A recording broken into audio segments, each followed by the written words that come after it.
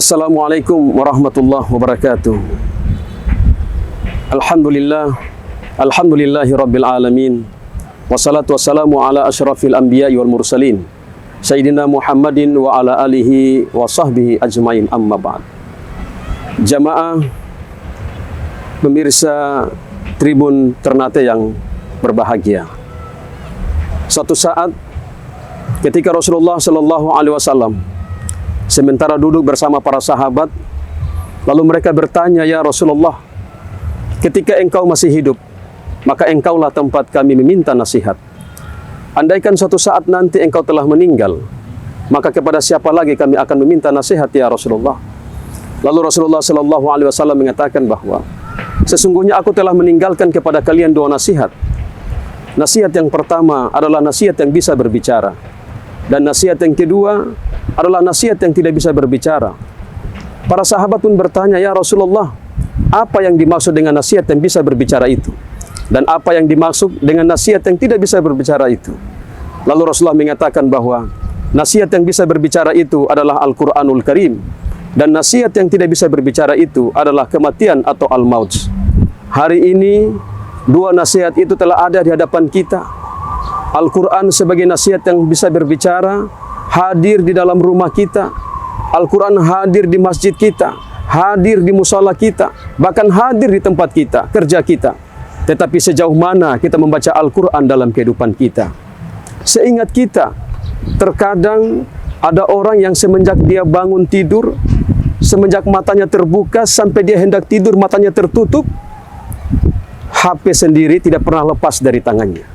Tetapi berapa banyak orang dalam kehidupannya, semenjak dia bangun tidur sampai dia menutup mata hendak tidur, Al-Quran tidak pernah lepas dari tangannya.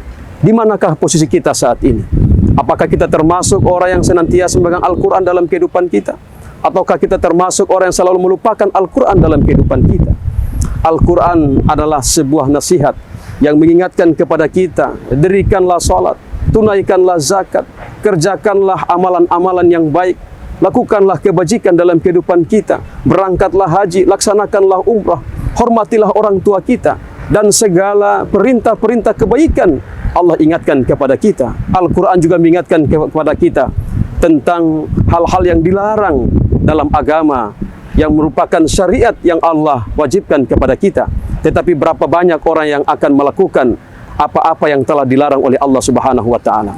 Ketika perintah ibadah salat tidak kita lakukan apa yang telah dinasihatkan oleh Al-Quran, ketika zakat menjadi perintah Al-Quran tidak kita lakukan, ketika haji perintah Al-Quran tidak kita lakukan, ketika berbuat baik kepada orang tua perintah Al-Quran tidak kita lakukan, silahkan. Kalau memang itu menjadi pilihan kita, lakukanlah apa menjadi pilihan kita. Tapi ingat bahwa dalam kehidupan kita ada satu nasihat yang akan mengingatkan kepada kita, yaitu nasihat yang tidak bisa berbicara. Ketika kematian telah datang menghantui kita, maka pada hari itu tidak ada lagi yang bisa kita lakukan. Fa idza jaa ajaluhum la yastakhiruna sa'atan wa la yastaqdimun.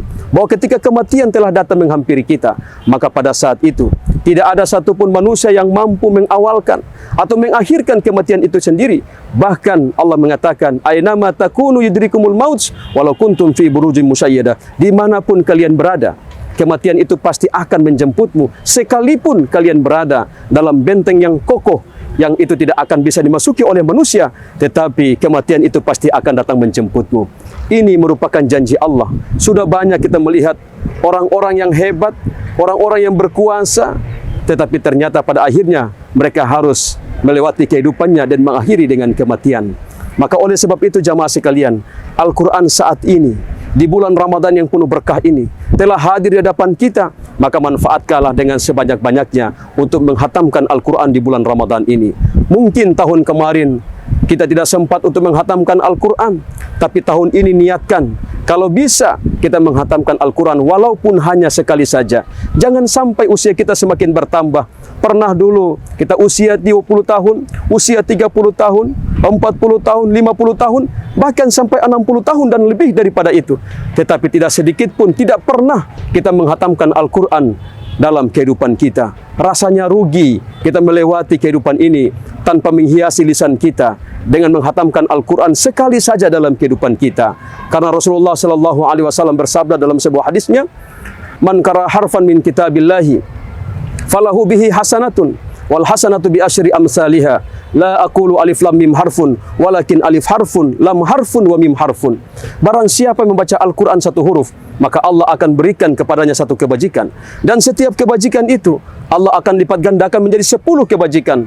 Rasulullah mengatakan, la aqulu alif lam mim harfun walakin alif harfun lam harfun wa mim harfun. Aku tidak katakan alif lam mim itu satu huruf, tetapi sesungguhnya alif itu satu huruf, lam itu satu huruf, dan mim itu satu huruf. Artinya kalau kita membaca Al-Quran, alif lam mim itu berarti 3 huruf dikalikan dengan 10 kebajikan, berarti 30 kebajikan kita dapatkan. Ketika kita membaca Al-Quran, membaca basmalah, ada 19 huruf di dalamnya, dikalikan dengan 10 kebajikan. Sekali membaca basmalah, kita mendapatkan 190 kebajikan Allah berikan kepada kita.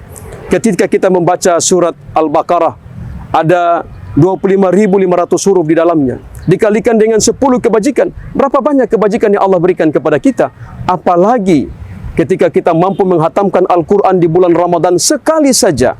Imam Syafi'i mengatakan bahwa di dalam Al-Quran itu terdapat 1.027.000 huruf di dalamnya. Lalu kita kalikan dengan 10 kebajikan, berapa banyak kebajikan yang Allah berikan kepada kita. Sungguh keberkahan Al-Quran Allah sediakan untuk kita sebagai umat Muhammad, tetapi jarang orang bisa memanfaatkan kesempatan ini dengan sebaik-baiknya. Allah menginginkan kepada kita keberkahan dalam rumah tangga kita, keberkahan buat anak-anak kita, apapun usaha kita. Selama orang itu membaca Al-Quran, Allah akan angkat derajatnya. Bahkan Allah mengatakan, Rasulullah mengatakan, nawiru buyutakum biqiraatil Quran. Sinarilah rumahmu dengan senantiasa membaca Al-Quran. Tapi ternyata hari ini sudah jarang tradisi di masyarakat kita. Dulu kita pernah menyaksikan di mana orang-orang tua kita sebelumnya setiap kali selesai maghrib, mereka tidak akan pernah keluar sampai isya, kecuali mereka membaca Al-Quran dari maghrib sampai isya. Dulu orang tua-tua kita, setelah selesai sholat subuh, mereka membaca Al-Quran. Setelah itu baru mereka melakukan segala aktivitasnya. Maka keberkahan yang mereka dapatkan. Tapi hari ini, dengan segala aktivitas kita, dengan segala kesibukan kita, menjadi alasan bagi kita untuk tidak membaca Al-Quran. Padahal sesungguhnya Al-Quran itu nanti suatu saat, ketika tidak ada syafaat yang kita dapatkan, kecuali syafaat yang Al-Quran berikan kepada kita. Iqra'ul Quran fa innahu ya'ti yaumal qiyamah syafi'an li ashabi. Bacalah Al-Quran, karena sesungguhnya satu saat nanti Al-Quran akan datang pada hari kiamat, memberikan syafaat kepada mereka yang membaca Al-Quran. Sungguh beruntunglah siapa orang yang bisa memanfaatkan kesempatan di bulan Ramadan ini dengan senantiasa membaca Al-Quran, senantiasa membacakan salawat, dia berzikir kepada Allah. Insya Allah Ramadannya akan penuh makna. Maka orang-orang inilah nanti yang dikategorikan akan mendapatkan derajat takwa di sisi Allah Subhanahu wa taala. Dengan segala investasi akhirat, baca Al-Qur'annya menjadi pemberat timbangan nanti. Kita tidak punya apa-apa dalam kehidupan ini. Tidak ada yang bisa kita banggakan dengan pangkat jabatan, harta dan kekayaan kita, status kita, kecuali kita menjadi mulia di hadapan Allah dengan senantiasa mengamalkan Al-Quran dalam kehidupan kita. Insya Allah kehidupan kita akan dituntun oleh Al-Quran. Insya Allah kehidupan kita akan menjadi jaminan Al-Quran berikan kepada kita nanti pada saat tidak ada pertolongan, kecuali syafaat yang diberikan kepada kita.